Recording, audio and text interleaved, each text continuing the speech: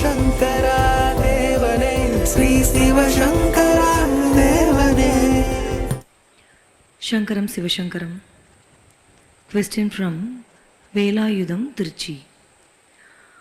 ஆன்மா அடுத்த பிறவி எடுப்பதற்கு முன் அதன் முன்வினைகளை படம் போல் காட்டுவார்கள் என்றும் அது கர்மங்களை நிவர்த்தி செய்ய உதவும் என்றும் கூறியிருக்கிறீர்கள். ஆனால் பிறவி எடுத்தவுடனேயே அந்த நினைவுகள் மறக்கடிக்கப்பட்டு விடுகிறதே. அப்படியானால் அந்த ஆன்மா எவ்வாறு அவற்றை நிவர்த்தி செய்ய முயலும்? நான் என்ன சொன்னேன்னா, நீங்கள்லாம் ஏதோ ஒரு சித்ராகுப்தன் ஒரு கேரக்டர் இருக்கான் அப்படின்னு நினைக்கிறீங்க. சித்ராகுப்தனுங்கிறது ஒரு ஆள் கிடையாது. ஒவ்வொரு உடம்பு விட்டு ஆத்மா பிரிகிற போது அவங்க கண்ணெதிரில் ஒரு சினிமா மாதிரி காட்டுவாங்க. சித்திரம் என்றால் ஓவியம், குப்தம்னா ரகசியம், சித்ராகுப்தம்னாக்க எ சீக்ரெட் போர்ட்ரைட் அப்படின்னு அர்த்தம். அப்போ இந்த உலகத்தில் நீ எதுக்காக வந்த, என்னெல்லாம் தப்பு பண்ண, இப்போ எதுக்காக திருப்பியும் நீ பித்ருலோகத்துக்கே போகிற, ஏன் உன்னால் கடை தேற்ற முடியவில்லை, இதெல்லாம் அந்த போர்ட்ரைட்டில் தெரியும் நமக்கு. தென் வி கோ டு பித்ருலோகம். அங்கே கண்டினியூட்டி ஆஃப் பிளானட்ஸ் இருக்குது லைஃப்பில். இப்போ நீங்கள் புதன் தசையில் இறந்து போகிறீங்க, அடுத்தது கேது தசை வரும். கேது தசையில் ஒரு குழந்தை பிறந்தால் அதுக்கு லிவர் ப்ராப்ளம், கண்ணு ப்ராப்ளம், இந்த மாதிரிலாம் வரும். அதுக்கு அந்த மாதிரி கஷ்டப்பட வேண்டிய ப்ராப்ளம் இல்லைன்னா அது அந்த 7 வருஷம் லைஃப் இஸ் கண்டினியூஸ் பித்ருலோகத்தில் இருக்கும். அடுத்து சுக்கிர தசையில் நல்ல பணக்கார குடும்பத்தில் பார்ன் வித் சில்வர் ஸ்பூனுங்கிற மாதிரி பிறக்கும். இப்படி லைஃப்புங்கிறது ஒரு continuous process. And it's like ஒரு அப்படியே ஒரு லாஜிக்கலாக போயிட்டு தான் இருக்கும். இப்போது அருணகிரிநாதர் என்ன சொல்கிறாரு, ஓவியத்தில் அந்தம் அருள்வாயின்னு வரும். இப்போ நான் சொல்லிட்டு இருக்கிறதுக்கு அதுதான் ஆத்தென்டிசிட்டி. காமிய தழுந்தி இளையாதி காலர்கை படிந்து மடியாதே ஓமிடத்தில் அன்பு மிக ஊறி ஓவியத்தில் அந்தம் அருள்வாய். ஓவியத்தில் அந்தம் அருள்வாயின்னு அர்த்தம், இந்த சீக்ரெட் போர்ட்ரைட். ஸோ அதில் எனக்கு இன்னும் அடுத்த பிறவி இல்லாத ஒரு நிலையை நீ கொடுக்கணும் அப்படின்னு அர்த்தம் அந்த பாட்டுக்கு. இது ஞானத்தில் மிக உயர்ந்த அண்டர்ஸ்டாண்டிங். ஜனங்களுக்கு தெரியாது. அவங்க என்ன நினைக்கிறாங்க, ஒரு கோயிலுக்கு போயிட்டு பூஜை பண்ணிட்டா அவங்களுக்கு மோட்சம் கிடச்சிடும்னு நினைக்கிறாங்க. அப்படிலாம் கிடைக்காது. மோட்சம் என்பது நீ நினைக்கிற மாதிரி அவ்வளோ ஈஸியான விஷயம் அல்ல. அற்றது பற்று எனில் உற்றது வீடு. எந்த ஒரு எண்ணமும் இல்லாத ஒரு மைண்ட் வரணும், பிளாங்க் மைண்ட். அதுக்கு வாசா மகோச்சரம்னு பேர். சொல்லில் விளங்கா நிர்வாணம்னு பேர். புத்தர் சொல்கிற நிர்வாணம் மகா நிர்வாணம்ன்றாங்க இல்லையா, அந்த நிலைகள் அதெல்லாம். அப்போ ஆசானுகலம் துகளாயினபின் பேசா அனுபூதி பிறந்ததுவே. எல்லா ஆசைகளும் போன பின்னால் தான் அந்த அமைதி கிடைக்கும், பேசாத அனுபூதி அப்படி கிடைக்கும்ன்றாரு. அது வரைக்கும் நீங்கள்லாம் யார், ஆசைக்கூர் பக்தனேன், பக்தர்கள் தான், ஆனால் ஆசைகள்லாம் நிரப்பப்பட்டிருக்கிறீர்கள். அதனால் அருணகிரிநாதர் என்ன சொல்கிறாரு, நெஞ்ச கன கல் நெகிழ்ந்து நெகிழ்ந்து உருக. ஆசைகளால் என்னுடைய நெஞ்சம், my heart it's like a stone. அந்த ஸ்டோனை கரைக்கணும், ஆசைகளை கரைக்கணும். அதுக்காக முருகா நான் உன்னிடத்தில் தஞ்சம் கேட்டு விநாயக பெருமானிடத்தில் இந்த பாட்டை பாடுறேன். பஞ்ச சக்கர ஆனை பதம் பணிவாம் அப்படின்னு அர்த்தம். அதுக்கப்புறம் என்ன சொல்லின்னு போகிறார் கந்தர் அனுபூதியில், வடிவேல் இருதால் நினைவாய் நினைவாய். எப்பயும் அந்த முருகனுடைய பாதங்களை நினச்சிக்கிட்டே இரு. ஏன்னா அவன் தான் குருவாய் வருவாய் அருள்வாய் குகனேங்கிற மாதிரி இந்த குருவாய் இருந்து ஒன்று அடுத்த நிலைகளுக்கு கொண்டு போகிறோம் அவன் தான். நம்ம எல்லாருடைய சிஸ்டத்துலேயும் 4வது சக்கரம் இல்லையா, அதுதான் முருகப்பெருமான்ன்றது. அவர் இந்த இடத்துக்கு கொண்டு போவார். இதுதான் அம்பாள். அங்கே like a black box in aeroplane crash நம்முடைய எல்லா பிறவிகளுடைய கர்மாக்கள் இங்கே பதிவாயிருக்கு. ஸோ அம்பாள் கிட்ட முருகன் கொண்டு போய் சேர்ப்பான். அந்த ஆசானுகுலம் துகளாயின நிலைக்கு பின்னால் அம்பாள் ஒன்று சிவன்கிட்ட கொண்டு போய் சேர்ப்பான். இதுதான் ஆன்மா முக்தி அடைவதற்கான ப்ரிப்பரேட்டரி சேஞ்சஸ்ங்கிறது. இதெல்லாம் மக்களுக்கு யாரும் சொல்லித் தரதில்லை. அவங்க என்ன நினைக்கிறாங்க, ஏதோ ஒரு கோயிலுக்கு போயிட்டு அர்ச்சனை பண்ணி அபிஷேகம் பண்ணிட்டா மோட்சம் கிடச்சுன்னு நினைக்கிறான். அப்படிலாம் கிடைக்காது. மோட்சம் என்பது இந்த சரீரம் என்ற சிறையில் இருந்து ஆத்மாவை விடுவித்து கொள்ளுகிற ஒரு வைபவம். நீ ஜெயிலில் இருக்கிறேன்னு வச்சுக்கோயேன், ஜெயிலையும் உனக்கு சாப்பாடெல்லாம் கிடைக்கும், தூங்கலாம், எல்லாம் பண்ணுவாங்க. ஆனால் அவங்களுக்கு லிமிட்டட் ஃப்ரீடம் தான் இருக்கும். இப்போ உங்களுக்கு கொஞ்சம் அன்லிமிட்டெட் ஃப்ரீடம் இருக்குது. கோயிலில் உட்காந்து சாப்பிட்றீங்க, பழம் சாப்பிட்றீங்க, சாக்லேட் சாப்பிட்றீங்க, பாட்டு கேட்குறீங்க, ஆர்த்தி பார்க்குறீங்க, எல்லாம் நடக்குது, சாண்டிங் பார்க்குறீங்க. இப்போ அதுக்கும் இதுக்குமே வித்தியாசம் இருக்குது இல்லையா? அந்த மாதிரி லிபரேஷனில் பல வகைகள் இருக்குது.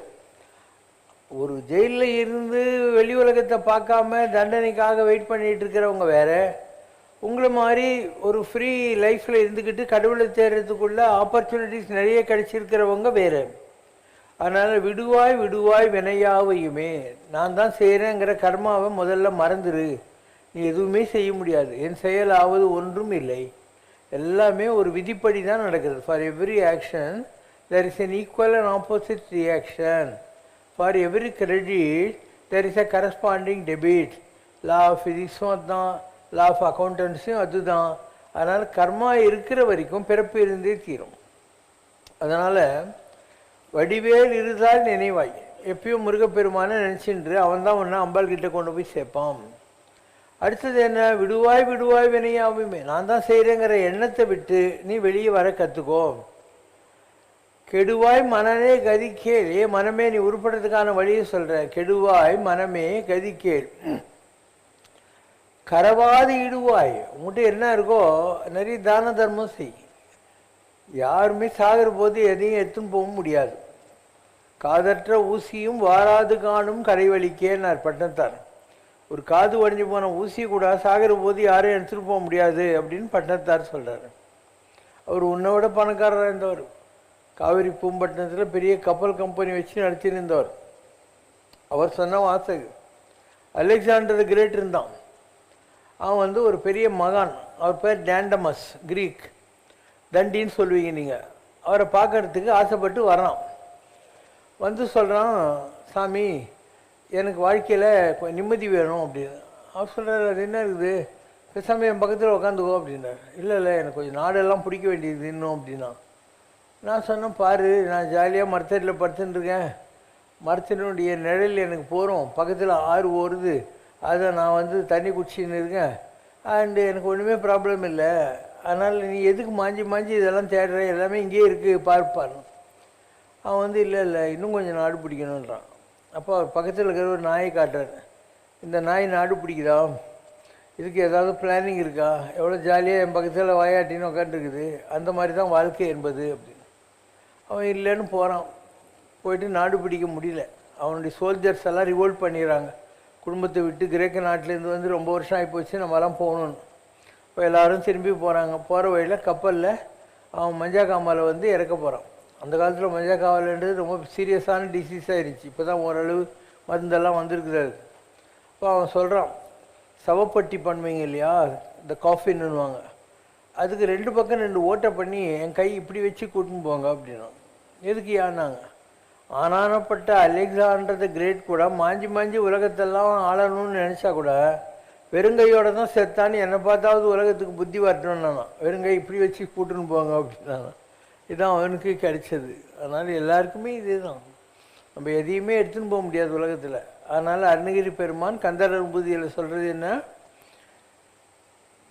கரவாது இடுவாய், உங்கள்கிட்ட என்ன இருக்கோ அதை தான தர்மம் நிறைய பண்ணு, பகுத்து உண்டு.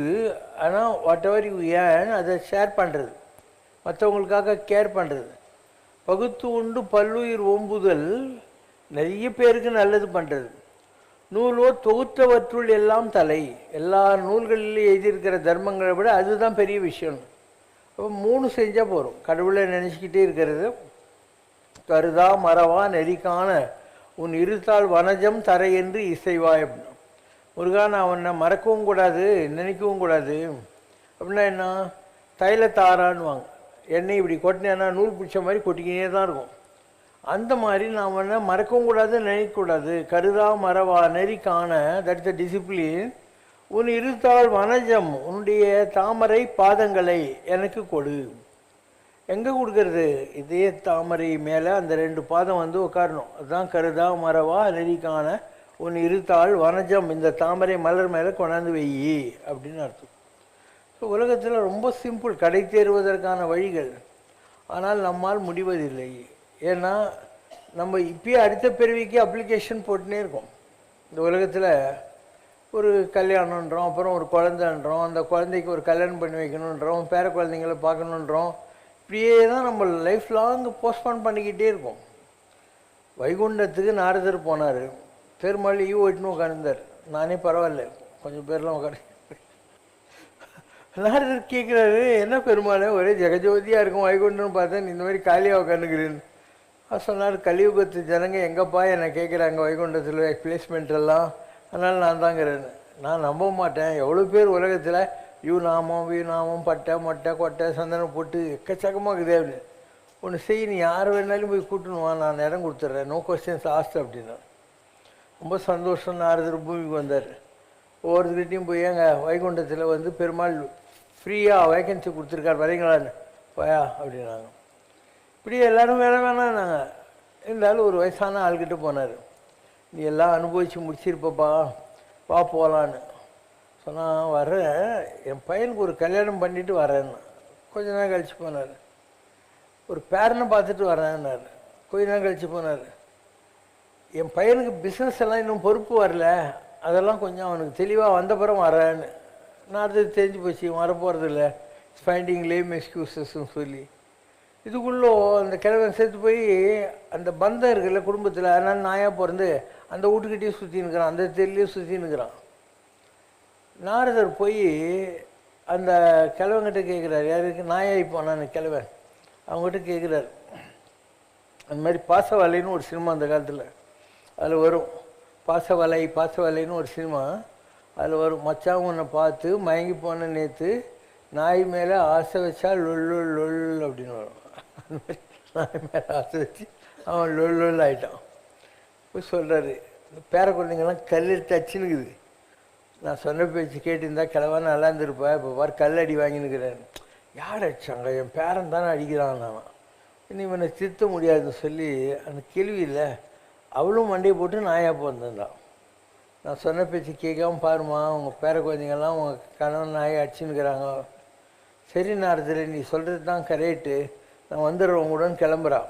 யார்? அந்த பொட்டை நாய் கேள்வி. அப்போ ஒரு 4 ஆம்பளை நாய்ங்க அதுக்கு பின்னால் வந்து, இந்த சுகத்தை விட்டு அங்கே என்ன இது வைகுண்டத்தில் நான் வரமாட்டேன் போயா நினச்சான். இதுதான் உலகம்.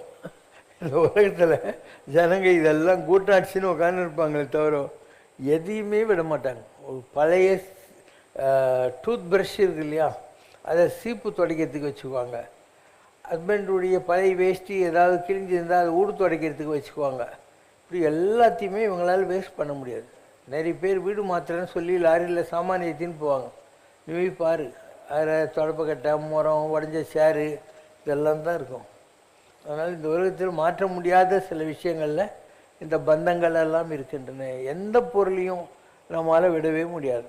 தட்ஸ்வைனும் நம்ம இப்படியெல்லாம் இருக்கும். ஃபாரினில் அவங்க இந்த மாதிரிலாம் பண்ண மாட்டாங்க. அவங்களுடைய பிலாங்கிங்ஸே ரொம்ப கம்மியாக தான் இருக்கும். அதாவது ரொம்ப கம்மியாக தான் ட்ரெஸ் வச்சுருப்பாங்க. அந்த ட்ரெஸ்ஸை தூக்கி போட்டுருவாங்க. நம்ம ஆளுங்க ட்ரெஸ்ஸெல்லாம் தூக்கி போட மாட்டோம். நான் சொன்ன மாதிரி ஏதாவது ஒரு வகையில் அது யூஸ் ஆகுமான்ற மாதிரி தான் பார்த்துக்கிட்டு இருப்போம். And we are a society where we are wedded to our thing. நம்ம வந்து ஒரு சாப்பாடை ரொம்ப ஆறி போய் எதுக்கிட்ட சாப்பிட்றோன்னு தெரியாது. அதுவும் அந்த நேரம் டிவி பார்த்துன்னு யார்கிட்டயா பேசினுட்டு இப்படி வாயில் தூக்கி போட்டுனே இருப்போம். We don't even enjoy our food, we don't even enjoy our bath. குளிக்கிறது கூட நம்ம நல்லா தேய்ச்சி குளிக்க மாட்டோம். நிறைய பேர் இப்படி அவசரமாக குளிக்கணுன்றது அப்படின்னு இங்கெல்லாம் கறிக்கறியாக இருக்கும் அவங்களுக்கு எல்லா இடத்துலையும். இப்படி பல விஷயங்களில் we don't lead a normal life. ஒரு சாதாரண விஷயம், ஒரு பழமொழி, கூரை ஏறி கோழி பிடிக்காதவன் வானத்துக்கு ஏறி வைகுந்தத்துக்கு போவானான்ட்டு. கூரை ஏறி கோழியே உன்னால் பிடிக்க முடியல, இன்னும் நீ வானத்துக்கு போய் வைகுண்டத்தில் இடம் தர போறியா அப்படின்வாங்க. அந்த மாதிரி நம்மளால் பல விஷயங்களில் காம்ப்ரமைஸே பண்ண முடியறதில்ல. நமக்கு இந்த எண்ணங்களை விட முடியல. எல்லா மறை என்னை மறந்த நலம் சொல்லாய் முருகா சுரபூபதியே தான் ஆன்மீகம். பிளாக் மைண்டு அது வரணும், அதுதான் நிர்வாணம்ன்றது. மைண்டில் எதுவுமே இருக்கக்கூடாது. அந்த நிலைகளை அடைவது மனிதர்களுக்கு கடினமாக இருக்குது. அந்த நிலையை அடைஞ்சால் தான் இந்த ஆத்மா என்பது இந்த சரீரம் என்ற சிறையிலிருந்து பிரிஞ்சு ஆத்மா தனியாக சரீரம் தனியாக ஒன்றுக்கு ஒன்று வேடிக்கை பார்க்கும். That is called liberation. அதுதான் முக்தி என்று சொல்லக்கூடியது. இதுவே ஜனங்களுக்கு தெரியாது. அவங்க ஏதோ அமெரிக்கன் எம்பசி வாசலில் நின்று வீசா வாங்கின்னு போகிற மாதிரி வைகுண்டத்துக்கு வீசா கொடுத்துருவாங்க போல இருக்குது. நான் ஒரு கோயிலில் மணி அடிச்சு கொஞ்சம் விபூதி பட்டை அடிச்சுட்டா போகிறேன்னு நினைக்கிறாங்க. அப்படிலாம் ஆகாது. எல்லாம் போகணும், பிளாங்க் மைண்ட் வரணும். ஒரு சினிமா கொட்டைக்கு போகிறேன், ஒயிட் ஸ்க்ரீன் தான் அங்கே இருக்கும். அந்த ப்ரொஜெக்டை ஆன் பண்ணால் தான் அதில் காதல் காட்சி, கோர்ட்டு சீனு, ஃபைட்டிங் சீனு எல்லாம் வரும். அந்த மாதிரி நம்ம மனசு தான் ப்ரொஜெக்டர். ஏன்னா எந்த இடத்துல இந்த மனசு சினிமா காட்டினே இருக்குது. எப்போ மனுஷன் நீ அடக்கிறியோ அப்போ தான் இந்த சினிமா நிற்கும். சித்தியெல்லாம் பெற்றாலும் சினமடக்க கற்றாலும் மனமடக்க கல்லாருக்கு வாயேன்னு பராபரமே. You may get all occult power siddhis, ஆனால் மனசை அடக்க முடியாது அப்படின்னு அர்த்தம். ஆதிசங்கராச்சாரியார் சிவங்கிட்ட சொல்கிறார், சிவனே நீ இந்த பிக்ஷா வந்தனத்துக்கு போகிற போது கையில் ஒரு திருவோடு எடுத்துன்னு கோமணம் கட்டின்னு போறிய, யாரையா அவனுக்கு பிச்சைலாம் போடுவாங்க. நான் ஒரு ஃபஸ்ட் கிளாஸ் குரங்கு வச்சுருக்கேன். அது ஆடாத ஆட்டமெல்லாம் ஆடுது, பாடாத பாட்டெல்லாம் பாடுது. அது உன் கையில் பிடிச்சின்னு போ. அது போடுற அந்த ஜிகன வேலையெல்லாம் பார்த்து ஜனங்க உன் பிச்சை பாத்திரத்தில் நிறைய போடுவாங்க அப்படின்னு. என்ன குரங்கு அப்படிங்கிறார். அதுக்கு அவர் சொல்கிறார், மனஸ்கவிம், ஏன்னா மனம் என்ற குரங்கு அது எந்த பேச்சையும் கேட்க மாட்டேன்றது. அதனால் அந்த குரங்கை கையில் பிடிச்சின்னு போட்டு எதை அடக்கணும் அப்படிங்கிறதுக்காக இந்த உதாரணத்தை அவங்க ஃபாலோ பண்ணுறாங்க. அதனால் மனம் அடக்குவது என்பது அவள் எளிதான விஷயம் அல்ல. You are so much attached. மற்ற பற்று இன்றி நின் பாதமே பாவித்தேன், பெற்றத்தால் பிறந்தேன் இனி பிறவா வரம் எய்துவேன். எல்லா ஆசையும் விட்டுட்டு கடவுளே உன் பாதங்களை மாத்திரம் நான் பிடிச்சின்னு உக்காந்துருக்கேன். ஏதோ எங்கள் அம்மா பெற்று போட்டாங்க, நான் உலகத்தில் பிறந்தேன், இப்போ எல்லாத்தையும் விட்டுட்டு இருக்கேன் பிளாங்கா, அதனால் இனிமேல் உலகத்தில் நான் பிறக்க மாட்டேன் அப்படின்னு அர்த்தம் அதுக்கு. ஸோ இதெல்லாம் ஆன்மீகத்தில் நீங்கள் தெரிந்து கொள்ள வேண்டிய நிலைகள். நீங்கள் நினைக்கிற மாதிரி மோட்சம் என்பது ஈஸி இல்லை. அதாவது நிந்தன் கலர்க்கே புகுமாறும் அண்ணா என்ன கடுவேனும். அதுக்கு என்ன அர்த்தம்? மாணிக்கவாசகர் சொல்கிறாரு, நான் உன் காலில் சேர்ந்துடணும், அந்த மாதிரியான நினைப்பை எனக்கு கொடுத்துக்கிட்டே இரு. அதுக்கு முன்னால் 2 வரி இருக்கு. மண்மேல் யாக்கை விழுமாறும். இந்த உடம்பு, யாக்கைன்னா உடம்பு, இந்த பூமியில் எரிச்சோ புதைச்சோ விழுந்துடக்கூடாது. மண்மேல் யாக்கை விழுமாறும் நிந்தன் கலர்க்கே புகுமாறும் அண்ணா என்ன கடவேணும் அப்படிங்கிற வார்த்தையை பயன்படுத்துகிறாங்க. அதனால் வாழ்கிற காலத்தில் you should go on living desires and then you are fit enough for God's ticking. அது வரைக்கும் உனக்கு you are still entertaining another birth அப்படின்னு அர்த்தம். மக்களுக்கு இது புரியல. அவங்க ஏதோ ஒரு சின்ன பூஜை கோயில் யாகம் வளர்த்துட்டா அதெல்லாம் கிடைக்கும்னு நினைக்கிறேன். அப்படிலாம் கிடைக்காது. It's very difficult. Liberation is not a joke. விட்டு விடுதலை ஆகி நிற்பாய் சிட்டுக்குருவியை போலேன்றாங்க. ஒரு பறவை இருக்குது, அது பேங்க்கில் அக்கௌண்ட் வச்சுருக்குதா, பாஸ்போர்ட் வச்சுருக்குதா, வீசா வச்சுன்னு இருக்கா? நல்லா யோசனை பண்ணு. ஏதோ மரத்தில் இருக்குது, கூடு கட்டுது, உன்னை விட நல்லாவே முட்டையை அடக்காக்குது, அது குச்சி வருது, அதுக்கு சாப்பாடெல்லாம் கற்றுக் கொடுக்குது, அதுக்கப்புறம் அதை துரத்தி விட்டுருது. நம்ம தான் இன்னும் ரிலேஷன்ஷிப்ஸை நம்ம வளர்த்துக்கிட்டே போகிறோம். பறவைகளை பார், விலங்குகளை பார். ஒரு குரங்கு இருக்குது, குரங்கு குட்டி குழந்தையுடைய கழுத்தை இப்படி கட்டிக்கணும். குரங்கு எங்கெல்லாம் குதிச்சா அதுக்கு பின்னால் சுற்றி இருக்கணும். குரங்கு குட்டி கீழே விழுந்துச்சுன்னா குரங்கு கண்டுக்காது. அதுதான் மர்க்கட நியாயம் பேர். மர்க்கடனா குரங்கு. மர்க்கட நியாயம்னா என்ன? எப்படி ஒரு குரங்கு குட்டி கடவுளை பிடிச்சிக்கிட்டு விடாமல் இருக்குதோ அந்த மாதிரி நாம் எல்லாத்தையும் விட்டு உட்காந்துன்னு இருக்கணும். குரங்குக்கு தெரியாத தான் குட்டி தான் சொல்லி, ஆனால் அது பிடிச்சின்னு உட்காந்துன்னு இருக்கு இல்லையா? அந்த மாதிரி நம்ம தான் ஆட்சிகளெல்லாம் பிடிச்சின்னு உட்காந்துருக்கோம். அதனால் நிறைய சினிமாவில் வரும், இவன் என்ன பண்ணுவான், இவனே இப்படி பிடிச்சின்னு என்னை விட்டு அவன் என்ன பண்ணுறான் பாருன்னுவான். இவன் தான் பிடிச்சின்னுக்கிறான், அப்போ இவன் தான் விடணும். இனி யாராவது விட்டுற முடியுமா இவனுக்காக? அவன் தான் விட வேண்டியிருக்கும். இது அவ்வளோ ஈஸி இல்லை. இப்போ உங்களை மாதிரி தான் எனக்கும் கல்யாணம் ஆயிடுச்சு. நான் என்னுடைய ஒய்ஃபு, பையன், பொண்ணெல்லாம் ஜனவரி 16, 1996 விட்டுட்டேன். I renounce my family to work for God on January 16, 1996. So இப்போ எவ்வளோ ஒரு 30 வருஷம் ஆகுது. நான் இது வரைக்கும் 30 தலைக்கு மேலே அமெரிக்கா போயிருப்பேன். I see all our boys and girls, but I don't meet my wife or son or daughter. உன்னால் இந்த மாதிரி முடியும்னா நீ அந்த நிலைக்கு ரெடி ஆகிட்டுன்னு அர்த்தம். எல்லாத்தையும் விட்டு உன்னால் இருக்க முடியும் அப்படின்னு அர்த்தம். அது மறக்க முடியலன்ற மாதிரி இருந்தாக்கா you are unfit, still you are holding on to the ரிலேஷன்ஷிப்னு அர்த்தம். அடுத்து கேள்விக்கு வாங்க. Question from Kapaleeswaran. புத்தரை ஒருவர் கடுமையாக திட்டிய போது அவர் அமைதியாக இருந்தார். பிறகு ஒரு பொருளை நீ ஏற்காவிட்டால் அது கொடுத்தவரிடமே இருக்கும், அதுபோல உன் கோபத்தை நான் ஏற்கவில்லை என்றார். பாபா, தாங்கள் முற்பிறவியில் புத்தராக இருந்திருக்கிறீர்கள். இதில் அமைதியே கடவுள் என்றால் அவமதிக்கும் போது பதில் சொல்லாமல் இருப்பதா அமைதி, அல்லது மனதில் கோபமே எழாமல் இருப்பதா உயர்ந்த அமைதி? ஆன்மீக உயர்நிலையில் அமைதிதான் முக்கியமா? புத்தர் என்ன சொல்கிறாரு, அவர்கிட்ட ஒரு ஆள் திட்டின்னே இருக்கான். இப்போ எல்லோரும் என்னங்க அவன் திட்டுறான் சும்மா இருக்கீங்களே அப்படின்றாங்க. இவர் சொல்கிறாரு, கொஞ்சம் முன்னால் நம்ம ஊர் வழியாக வந்தபோது ஜனங்கள்லாம் என்ன கொடுத்தாங்க, லட்டு கொடுத்தாங்க. அதை என்ன பண்ணோம், எல்லாருக்கும் பிரசாதமாக பகிர்ந்து கொடுத்துட்டு வந்தோம். அந்த மாதிரி இவன் திட்டு கொடுக்குறான், அதையும் அவனுக்கே பகிர்ந்து கொடுத்துட்டு நம்ம பாட்டிக்கு போயின்னு இருக்கணும் அப்படின்றார். ஜனங்க புரியலன்றாங்க. சரி, கொஞ்சம் முன்னே இங்கே தண்ணி ஓடி இருந்துச்சு, அது எங்கே இருக்குதுன்றாங்க. அதுவும் அங்கே போயிடுச்சுன்றாங்க. அந்த மாதிரி திட்டின ஆளும் சரி, அந்த திட்டும் சரி அங்கே போயிடுச்சுப்பா, அதுக்காக இப்போ நமக்கு ஏன் கோவம் வரணும் அப்படின்னாரு. இது ஒரு high level of thinking that don't get affected by this neither appreciation nor criticism, neither bouquets nor brick pets. பழிப்பும் அல்ல, இழிப்பும் அல்ல. ஸோ இது அவருடைய அப்ரோச். புத்தருடைய அல்டிமேட் லெவலில் அவர் அடைந்த நிலை. அவருக்கு நல்லது கெட்டது பாவம் புண்ணியம் எல்லாத்தையும் தாண்டிய நிலையில் இருந்தார். ஒரு கொலைக்காரன் இருந்தான் காட்டில். இப்போ எல்லோரும் சொன்னாங்க அங்குலி மாலைன்னு அவனுக்கு பேர். காட்டில் யார் போனாலையும் இதுக்கு அங்குலின்னு பேர். இதை வெட்டி கழுத்தில் மாலை மாதிரி போட்டுக்குவான். எல்லோரும் சொல்கிறாங்க, புத்தரே அந்த பக்கம் போகாதீங்க, அவன் பயங்கரமான கொலைக்காரன். புத்தர் சொல்கிறாரு, நோய் இருக்கிற இடத்துல தானே டாக்டருக்கு வேலை அப்படின்னு அங்கே போகிறாரு. அவன் உன் கண்ணில் ஏதோ இருக்குது, என்னால் ஒன்றும் பண்ண முடியல அப்படின்றான். அப்போ இவர் சொல்கிறாரு, இதெல்லாம் ஏன் செய்கிறேன்னு. என்ன செய்யுது, என் பொண்டாட்டி பிள்ளை குட்டிங்களை காப்பாற்றுறதுக்கு இதெல்லாம் செய்கிறேன்னு. இந்த பாவத்தில் அவங்கெல்லாம் பங்கு வாங்க மாட்டாங்க, போய் கேட்டு வான்றார். ஆமாம், உன் பங்கு நான் ஏன் வாங்கணுன்றான். நீ சொல்கிறது தான் கரெக்டுப்பா அப்படின்றான். இப்போ என்ன செய்யணுன்றார். நீ எல்லாத்தையும் விட்டுட்டு என் பின்னால் வா அப்படின்னா.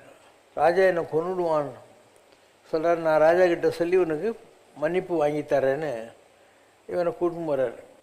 கூட்டின்னு போயிட்டு அந்த மகத சாம்ராஜ்யத்து ராஜா பிம்பிசாரங்கிட்ட சொல்கிறார், ஒருத்தன் புத்த சங்கத்தில் சேர்ந்துட்டான்னா அவன் சகோதரன் ஆயிடுறான். சங்கம் சரணம் கச்சாமி, புத்தம் சரணம் கச்சாமி. அதனால் அவன் பிரதர் தானே, நீ அவனை தண்டிக்க மாட்டேன் தானே. ஆமான்றான். இவனை கூப்பிட்றாரு, இவன் தான்றார். அவன் கத்தியானு, இப்போ தானே ப்ராமிஸ் பண்ணேன்ட்டு. சரின்னு அவனை கூட்டின்னு போய் ஒரு மொட்டை அடிச்சு இவனுக்கு கஷாய வஸ்திரம் கொடுத்து தன் கூட அவனை பிச்சை எடுத்துக்கிறதுக்காக கூட்டின்னு போகிறாரு. இப்போ ஜனங்க ஒரு 4 நாள் பார்க்குறாங்க. யாரை பார்த்து பயந்துன்னு இருந்தோமோ அவன் சாமி ஆகிட்டான், திருப்பி அடிக்க மாட்டான்னு தெரிஞ்ச உடனே ஆளாளுக்கு அவன் மேலே கல் எடுத்து அடிக்கிறாங்க. புத்தர்கிட்ட அவன் பாரு, ருஸ்தம் மாதிரி இருந்தேன், எல்லாம் என்னை பார்த்து பயந்துருந்தாங்க, பாரு ரத்தம் சீவம் நிற்கிறேன் அப்படின்னு சொல்லுவோம். அதுக்கு அவர் சொல்கிறாரு, நீ எத்தனை பேருடைய கட்ட விரலை வெட்டின, அவங்க எவ்வளோ கஷ்டப்பட்டிருப்பாங்க, அதுக்கு இணையான ஒரு கர்மாவை நீ அனுபவிச்சாதான் என்னால் உன்னை மோட்சத்துக்கு கொண்டு போக முடியும், அதனால் நீ தாங்கி தான் ஆகணும் அப்படின்னு சொல்கிறார். இது அவனுடைய அங்குலிமாலனுடைய கதையில் தெரிந்து கொள்ளுகிற படிப்பு. நீ ஒருவேளை தெரிஞ்சிட்டா கூட உன்னுடைய past karmas either in this birth or in your previous birth ஒரு ஊழ்வினை தொடர்ந்து உறுத்தும் என்பதை புரிய வைப்பதற்காக நாட்டுதும் யாமோர் பாட்டுடை செய்யுள் தான் சிலப்பதிகாரம். ஊழ்வினை தொடர்ந்து வரும் அப்படிங்கிறதுக்காக தான். ஏன்னா கோவலன் அந்த பொற்கொல்லனை போன பிறவியில் கொல்வதற்கு காரணமாக இருந்ததுனால இந்த பிறவியில் அந்த பொற்கொல்லனால் கோவலன் கொல்லப்பட வேண்டும். இதுதான் நடந்த விஷயம். அதனால் எல்லாத்துக்கும் ஒரு ஈக்குவல் அண்ட் ஆப்போசிட் ரியாக்ஷன் இருந்தே தீரும் யார் இருந்தாலும். அதனால் நீயாக இருந்தால் கூட உன் கர்மாவை கழித்து தான் ஆகணும். நாம் ஏதோ பூஜை பண்ணுறோம், கோயிலை கட்டிட்டோம், இதெல்லாம் இருக்குன்றதுனால நம்ம கர்மாவெல்லாம் மன்னிக்கப்பட மாட்டார், குறைக்கப்படும். நீ ஒரு 10 வருஷம் ஜெயில் தண்டனைக்கு போகிற, அங்கே குட் கான்டாக்ட் இருந்ததுன்னா அதுக்கு ரிவிஷன் பேர். ஒரு 5-6 வருஷம் கம்மி பண்ணுவாங்க. நடுவில் இந்த காந்தி பிறந்த நாள், அண்ணாதுரை செத்த நாளுக்கெல்லாம் கொஞ்சம் கம்மி பண்ணி ஒரு 3-4 வருஷத்தில் நீ சீக்கிரம் வந்துடலாம். அந்த மாதிரி இந்த உலகத்தில் உனக்கு 7 வருஷம் கேது தசை, 19 வருஷம் சனி தசை, இப்படி தண்டனை கொடுத்துருக்காங்க. அந்த தசையில் நீ கஷ்டப்படணுன்னு உனக்கு ஒரு சென்டென்ஸ். நீ குட் கான்டாக்டில் இருந்தால் அது கம்மியாகும், இது குறைக்கப்படும். அது முடியுமே தவிர இல்லாமல் பண்ண மாட்டாங்க. பண்ண தப்புக்கு நீ தண்டனையை அனுபவிச்சு தான் ஆகணும். அதனால் அந்தந்த கிரகங்கள் வருகிற போது அதுக்குண்டான தண்டனைகளை நாம் அனுபவிக்க வேண்டியிருக்கு. இதிலேருந்து நான் பெரிய சங்கராச்சாரியாருன்னு சொல்லி தப்பிக்க முடியாது. காஞ்சி மகா பெரியவர் இருந்தார். அவருக்கு ஒரு கண்ணு சுத்தமாக தெரியாது, இன்னொரு கண்ணு பத்ரிநாராயண் டாக்டர் ஆப்ரேஷன் பண்ணி கொஞ்சோண்டு தெரியும், இப்படி டார்ச் அடிச்சுன்னு இப்படி படிப்பார். ஒரு லங்கு ஃபுல்லாக மணல் போயிடுச்சு, அதனால் வேலை செய்யாது. இந்த வாழைப்பழ சத்துமாக உணர்ந்த திராட்சை சாப்பிட்டு அவர் கிரானிக் அல்சரு. ஸோ எல்லா விதமான ப்ராப்ளம் இருந்தது. ஸோ ஒரு நாள் அவருக்கு வயிற்று வலி, இப்படி வயிற்றை பிடிச்சிக்கிட்டு உக்காண்ட்ருக்காரு. கூட இருக்கிறவங்கெல்லாம் பெரியவாளுக்கு இவ்வளோ கஷ்டமா அப்படிங்கிறாங்க. அவர் சொல்கிறாரு, நான் என் கர்மம் அனுபவிச்சுட்டு இருக்கேன், உங்களுக்கு என்ன போச்சு அப்படின்னு சொல்லி திட்டுவார் அவங்கள. அது மாதிரி அவ்வளோ பெரிய மகான்களே கர்மாவை அனுபவிக்கிறாங்கன்னா நாமெல்லாம் நமக்கு எதுவுமே ஒரு ஊதுவத்தி கற்பூரம் காட்டி ஒரு கோயிலை சுத்தனை மாற்றது எந்த கஷ்டமே நமக்கு வரக்கூடாதுன்னு நம்ம நினைக்கிறது தான் முட்டாள்தனம். யாராக இருந்தாலும் அவங்க கர்மாவை அனுபவிச்சு தான் ஆகணும். ஒரு தும்மல் வந்தால் தும்மிடுறேன், வாந்தி வந்தால் எடுத்துடுறேன், பேதி வந்தால் பாத்ரூமுக்கு போகிறேன். அந்த மாதிரி கர்மா என்பது கழிக்க வேண்டிய விஷயமே தவிர அது இப்படியோ அடக்க வேண்டிய விஷயம் அல்ல. களி கர்மாவை களி, யாராக இருந்தால் என்ன, அதில் நல்லது இருக்கும் உனக்கு அதில் சந்தேகமே தேவையில்லை. என் வாழ்க்கையில் நான் நிறைய விஷயங்களை இந்த மாதிரி பார்த்துருக்கேன். நான் ஒரு வாரத்தில் 2 நாள் 3 நாள் எனக்கு ஒரே மாதிரி கனவு வரும். என்னென்னா, நான் ஒரு மோட்டர் சைக்கிள்லேயோ கார்லேயோ எங்கேயும் போயிட்டே இருக்கேன். அப்போ ஒரு தண்ணி கொட்டின்னு இருக்குது, ஒரு இடத்துல ஒரு சிவலிங்கம் இருக்குது. அந்த சிவலிங்கத்துக்கிட்ட நான் போகிற போது ஒரு பாம்பு இப்படி தடுக்கும். அது என்ன ஏதுன்னு எனக்கு தெரியாது, ரொம்ப வருஷம் இப்படியே இருந்துச்சு. அப்போ நான் திருவண்ணாமலைக்கு போயிருந்தேன். திருவண்ணாமலை ஞாயிற்றுக்கிழமை ராவு காலம் 4:30-6. நான் 5 மணிக்கு மூலஸ்தானத்தில் சாமியை கும்பிட்டுன்னு இருக்கேன். அப்போ நான் ஏஎம் ஜெயின் காலேஜ் மேனம்பாக்கத்தில் ஈவினிங் காலேஜில் வாத்தியாராக இருந்தேன்.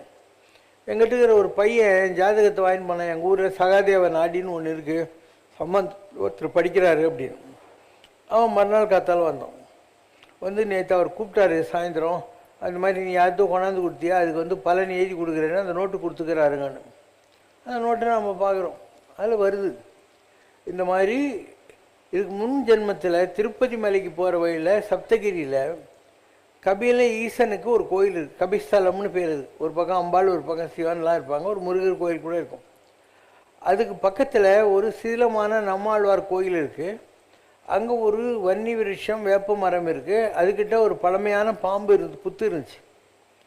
நீ அங்கே குரு நிலையில் இருந்தபோது என்ன பண்ணேன்னா, அந்த நாகரத்னம் யாரையும் கடிக்காமல் இருந்தாக்கா அதை துப்பிட்டு சின்னதாகி பறக்கும். அது அபகரிக்கிறவங்க என்ன பண்ணுவாங்க, அது மேலே சாணியில் களிமண் போட்டு மூடிட்டாக்கா அது கண்ணு தெரியாது, உடம்பு அடிச்சுன்னா அது செத்து போயிடும். அந்த மாதிரி நீ அந்த மாணிக்கத்து மேலே ஆசை வச்சு பண்ணதனுடைய பாவம் தான் உனக்கு இந்த பிறவியில் தேவதா கடாட்சம் உரினும் கடவுளுடைய அருள் உனக்கு நிறைய இருந்தால் கூட அது இன்னும் முழுசாக அடைய முடியாமல் நீ கஷ்டப்பட்டுனுக்கிறேன்ட்டு. அப்போ சொன்னாங்க 84 சம்திங். அதனால் நீ என்ன பண்ணோம், உன்னுடைய உத்திராட நட்சத்திரம் அதெல்லாம் வர்ற அன்றைக்கி அந்த கோயிலுக்கு போகணும். போயிட்டு அந்த பாம்பு புத்துக்கிட்ட மன்னிப்பு கேட்கணும், நான் பண்ண தப்பு தான்ட்டு. அதுக்கப்புறம் 11 நாகலிங்க பூ எடுத்துக்கிட்டு போய் அந்த சிவனுக்கு அதில் அர்ச்சனை பண்ணணும். அதுக்கப்புறம் உன்னுடைய கர்மா கழிஞ்சிரும் அப்படின்னு வச்சு. நான் அதே மாதிரி போனேன்னா எத்தனை வருஷமாக நான் எந்த இடம் என் கனவில் வந்திருந்தோ அதே இடம் நீங்கள் பார்த்துருந்தா தெரியும். அப்படியே ஆகாசுக்கு அங்கே கொட்டின்னு இருக்கும். இப்படி போனாக்கா அங்கே சிவன் கோயில் இருக்கும், பக்கத்தில் ஒரு பாலடைஞ்ச நம்மாழ்வார் கோயில் இருக்கும். அங்கே போயிட்டு அந்த பாம்பு புத்துக்கிட்ட மன்னிப்பு கேட்டேன். நாகலிங்கம் பூ சிவனுக்கு போட்டுட்டு வீட்டுக்கு படுத்துட்டேன். அண்ணா நகர்லேயே எனக்கு வீடு. அன்றைக்கி அந்த பாம்பு என் கனவில் வருது. உன் கையை நீட்டு அப்படின்னு கையை நீட்டுறேன். நான் உன்னை மன்னிச்சிட்டேன். இனிமேல் உலகத்தில் யாரை எங்கே பாம்பு கடிச்சாலையும் நீ என்னை கூப்பிட்டியானா நான் அந்த விஷயத்தை எடுத்து கொடுக்குறேன் அப்படின்னு. அப்போ ஒரு சாபம், அந்த சாபத்துக்கு நீ பரிகாரம் தெரிகிற போது அது ஒரு வரமாக மாற்றப்படுகிறது அப்படிங்கிறதுக்கு இது ஒரு உதாரணம். ஒரு சாபம் வரமாக மாற்றப்படுகிறது. இதெல்லாம் இருக்குன்னு நீ நம்புறியா? அதே சகாதேவி நாட்டில் என்னை பற்றி வந்துச்சு எடு.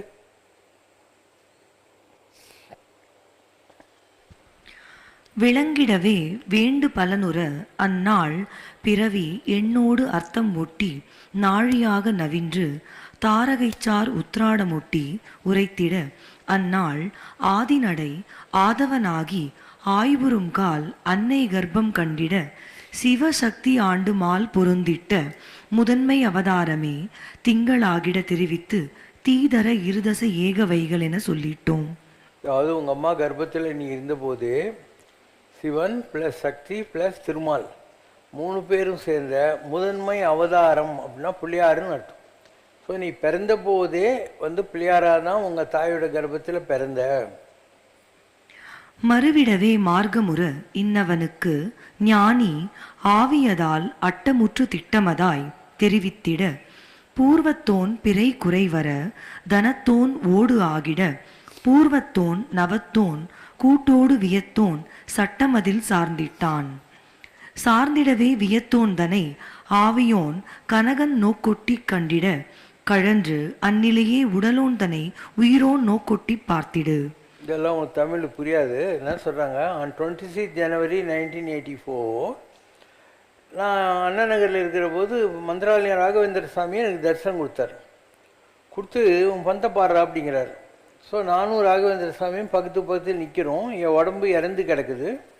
என் உடம்புலேருந்து ஒரு 5 தலை நாகம் வெளியேறி பழனி தண்டாயுதபாணிக்கு இடது பக்கத்தில் நின்று தங்கமயமான ஒரு சித்த புருஷராக மாறிட்டு பௌர்ணமிக்கு 8 ரூபா 11 பௌர்ணமி அப்படின்னு 2 மந்திரம் கொடுக்குது. ஒன்று சடாட்சரம், இன்னொன்று அஷ்டாட்சரம். இதெல்லாம் அதில் சொல்கிறாங்க. இந்த மாதிரிலாம் நடக்கும். அப்போ என்ன நடக்கும், உடலும் தானே உயிரோன் நோக்கொட்டி பார்த்திடுன்னு. உடலுக்குள்ளவன் சிவசங்கர், உயிருக்கு உள்ளவன் யார், என்னுடைய ஆத்மா யார், ராகவேந்திரன். அதனால் உடலுக்குள்ளவன் உயிருக்குள்ளவன் 2 பேரும் ஒருத்தர் பார்த்துக்கினாங்கன்னா ராகவேந்திரன் சிவசங்கர் பாபா ஹேட் மெட் ஈச் அதர் அப்படின்னு அர்த்தம். அதுக்கப்புறம் என்ன, அந்த இது ஆத்மா மாறிப்போகுது. சொல்லு. பார்த்திடவே பாலகன் இன்னவனுக்கு ஞானக்கூர் தெளிவதாய் அமையுற அன்னிலிருந்தே இவருக்கு ஞானம் கிடைச்சிச்சு.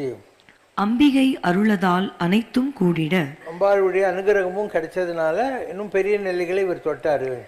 இகபர சுகமோடு, இக பரம்னா வசதியாகவும் இருப்பாரு, அருளும் இருக்கும், பொருளும் இருக்கும், அருளும் இருக்கும். சிதாகாசமொட்டி செழுமையுருவான். இவ்வளவு காஸ்மிக் கான்டாக்ட். சிதாகாசம்னா ஆகாசம், அதுக்கு மேலே இருக்கிறது சிதாகாசம். இவ்வளவு காஸ்மிக் கான்டாக்ட்ஸ். உற்றிடவே அந்நிலையோடு லாபமதில் சதுர கோள் ஒட்டி புண்ணியத்தில் 4 கிரகம் இருக்குது எனக்கு. சூரியன், சந்திரன், செவ்வாய், புதன். Sunday, Monday, Tuesday, Wednesday. சங்கையர ஆகிட சுர அசுர ஆசானோர் கூட்டொட்டி 10ல் குரு சுக்கரன் 2 பேர் உட்கார்ந்து இருக்காங்க. 11ல் 4 கிரகம், 10ல் குரு சுக்கரன் 2 குருவும் போட்டி போட்டுக்கிட்டு இந்த உலகத்தில் நிறைய தான தர்மம் பண்ணு அப்படின்னு ஜீவனஸ்தானத்தில் 2 பேரும் உட்காந்துன்னு இருக்காங்க. அந்நிலையால் சரப்பயிற்சியோடு, சரப்பயிற்சின்னா இப்போ நீங்கள்லாம் மூச்சு இப்படி விடுறீங்க, அப்படி நாங்கள் அப்படி விடுறது இல்லை. மூச்சு எடுத்து இந்த இடத்துல ஊசியில் நூல் கோக்குற மாதிரி கோக்குறோம், அப்படியே உள்ளே போயிடும். இந்த இடத்துல சரம்னா அதுதான், அப்படி ஊசியில் நூல் கோக்குற மாதிரி உள்ளுக்குள்ளேயே இருக்கும், அதுதான் சரப்பயிற்சி. நாசிமுனை சுவாசமதி, நாசினா மூக்கு. ஸோ நாசி முனையிலேயே அந்த காற்று உள்ளே போயிட்டு வந்துக்கிட்டு இருக்கோம், வெளிக்காற்று கிடையாது அப்படின்னு அர்த்தம். மேன்மையுருவான்.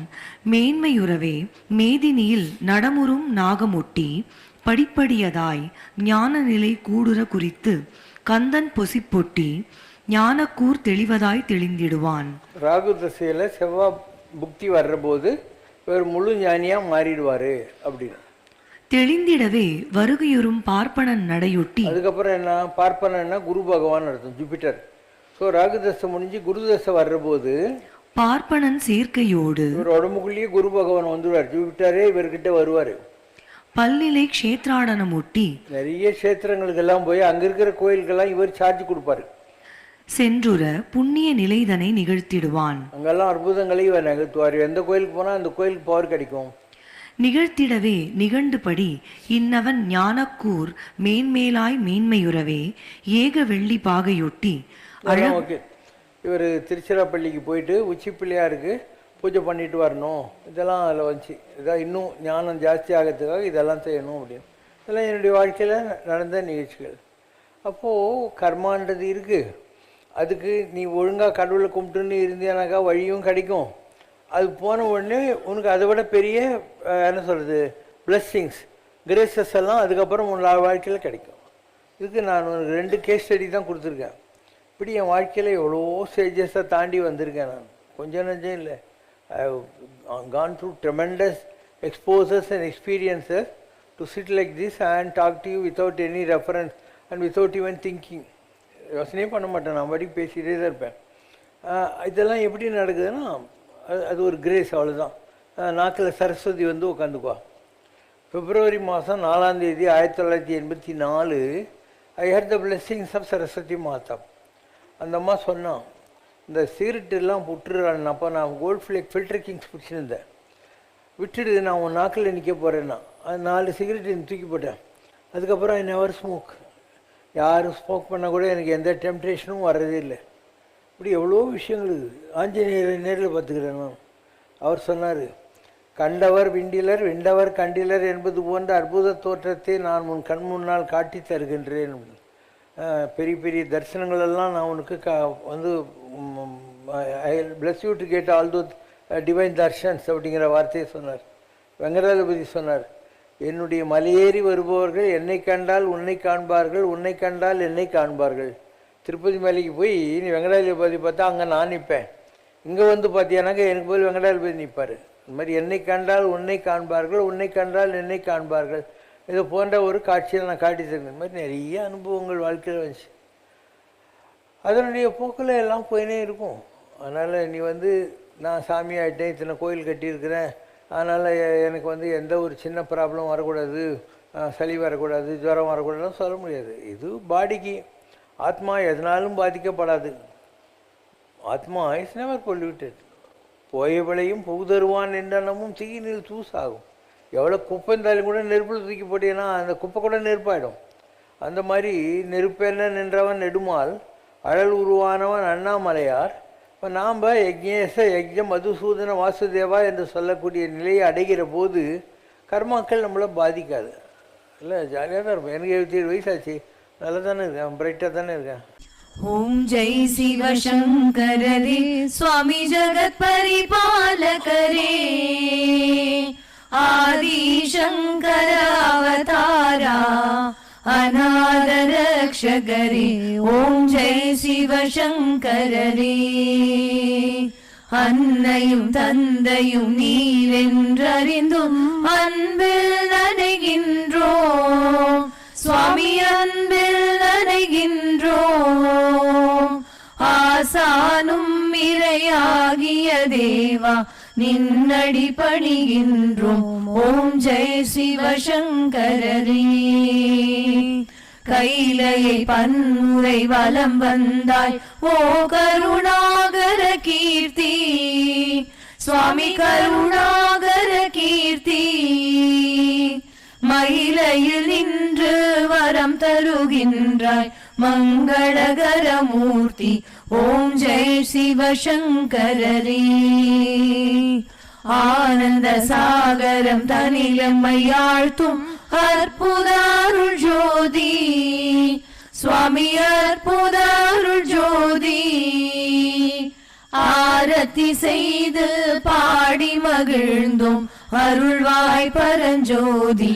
ஓம் ஜெய் சிவசங்கரே. நாராயண நாராயண ஓம் சத்யநாராயண நாராயண நாராயண ஓம் நாராயண நாராயண ஓம் சத்யநாராயண நாராயண ஓம் சத்யநாராயண நாராயண ஓம். ஓம் ஜெய் சிவசங்கரே. அம்மையோடு அப்பனென வந்தவர்க்கு மங்களம், ஆசானும் தெய்வமுமாயானவர்க்கு மங்களம். இத்தனை துயர்களெல்லாம் தீர்ப்பவர்க்கு மங்களம், ஈஸ்வராவதார சிவசங்கரர்க்கு மங்களம்.